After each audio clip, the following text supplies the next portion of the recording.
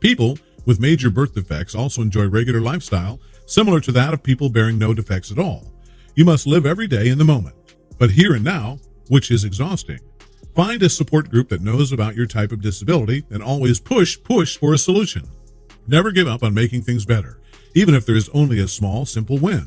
Find a doctor that you can be very candid with and ask those impossible questions like, if I have stem cells stored from my children's birth, can I use it in XYZ situation?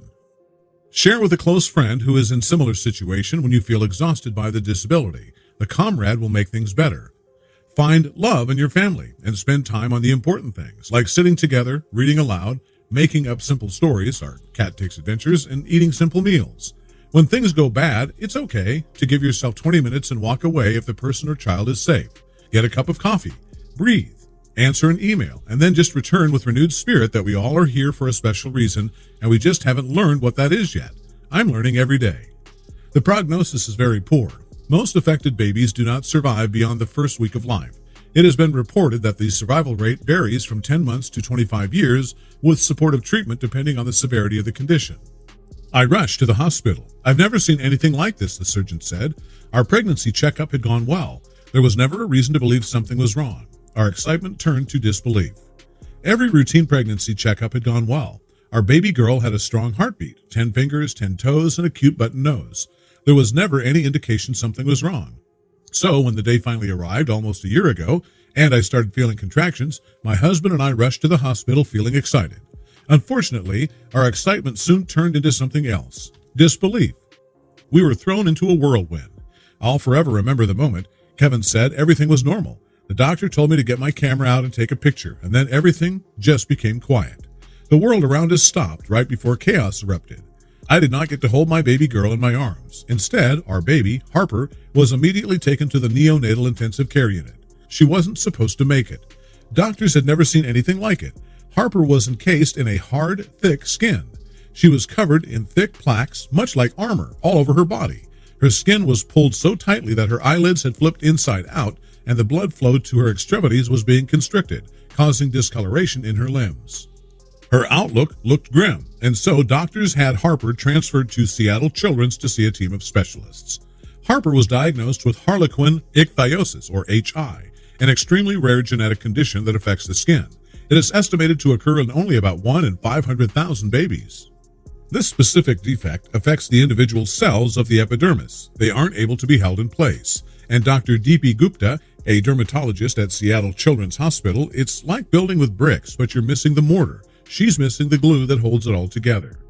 Due to the rare incidence in cases of HI, there wasn't a lot of literature aside from anecdotal approaches to help steer the direction for treatment. And so Seattle Children's specialists from dermatology, plastic surgery, anesthesia, and neonatology came together to discuss Harper's case and to make a plan.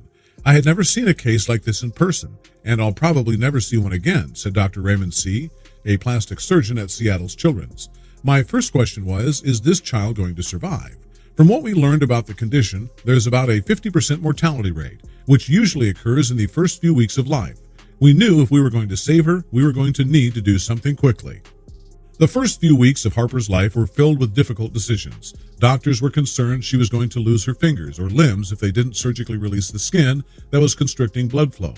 In some cases, constriction of extremities can result in auto-amputation, where the limbs suddenly detach on their own. The literature we found on HI showed survival rates were often poor, but with the use of an oral retinoid and new surgical procedures, patients were surviving, said Gupta.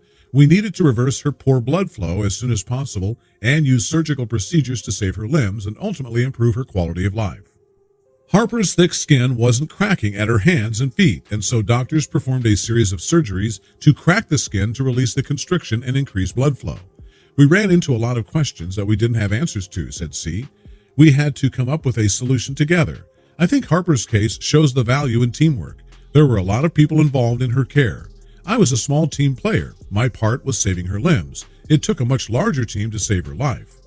As soon as the constriction was released, Harper showed dramatic improvement. Her blood flow improved and doctors were able to save most of her fingers. When people are faced with certain types of chaos, you have to figure out how to deal with it. In the beginning, we were just finding ways to cope. It was like we were sleepwalking. We met so many different people, from chaplains to doctors and nurses. You name it, and they came by. We had a community of support around us. We needed them all because her condition was so complex. Harper's care presented unique challenges for doctors and nurses as she continued to progress. Since her skin was so fragile, even simple tasks like keeping her hydrated, changing her diaper, or feeding her a bottle presented challenges. Many of the usual nursing techniques couldn't be utilized on her, and so the neonatal intensive care nurses found creative solutions to every problem that arose. For 2 months, Harper stayed inpatient in Seattle Children's Nicu, under the watchful eye of a team of nurses and doctors. When we first saw Harper, her outlook looked grim, said Dr. Craig Jackson, a neonatologist at Seattle Children's. But we didn't give up hope. We thought she would make it, and we were willing to go the extra mile for her. The nurses who cared for her every day were key to her survival. We see children who have the rarest conditions, and through meticulous management, we help them get better. Seattle Children's was the first hospital in Washington state to have been designated a Level 4 NICU, the highest designation possible, equipped to care for the tiniest and most critically ill newborns. Just before Halloween, we were finally able to bring Harper home for the first time. Every day we faced a new challenge, but we took it all in stride. Once the plaques of her skin started to come off, you could see our beautiful Harper emerge. My husband and I liken her skin to that of a snake. Every 2 or 3 hours, she sheds her skin. Everywhere she goes, she leaves a little trail behind. She's unique and special like that. Harper still makes visits to Seattle Children's for occupational therapy and physical therapy to help with minor delays she still has with movement, but she's made tremendous progress. Cognitively, she has no delays, and eventually she should be able to catch up with her peers. She started at a harder place than most people, but she has made leaps and bounds, said Gupta. There wasn't anything that could have prepared Harper's family for this, but they've been her rock. She'll always have red, scaly skin and will be more prone to skin infections, but there should be no barriers for her. Although Harper will always live with HI, we are hopeful about her future. Looking back at her first year of life, it's hard to believe how far we've come. We want her to just be like any other kid. Society today places a lot on looks. We're hoping she can overcome some negative stereotypes and thrive. She's already overcome so much. We didn't think she'd survive, and now she's celebrating her 3rd birthday. She's our miracle. Angie said that the opportunity to model came along at the right time for Harper, who loves singing and dancing and posting for the camera. However, this baby lost her battle early. The 1.8-kilogram girl was diagnosed with harlequin ichthyosis, a disorder that occurs once in 300,000 births, and her body was covered with thick plates of hardened, cracked skin and her internal organs visible.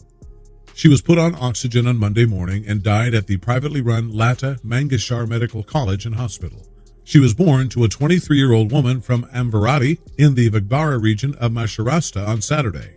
The father of the baby, a poor farmer from Avarati, and her grandmother were shocked to see her. However, they've accepted the situation, said Dr. Kajal Mitra, the dean of the hospital. The baby was not shown to the mother till Sunday, and she broke down when she saw her child on Monday afternoon in the presence of a group of doctors.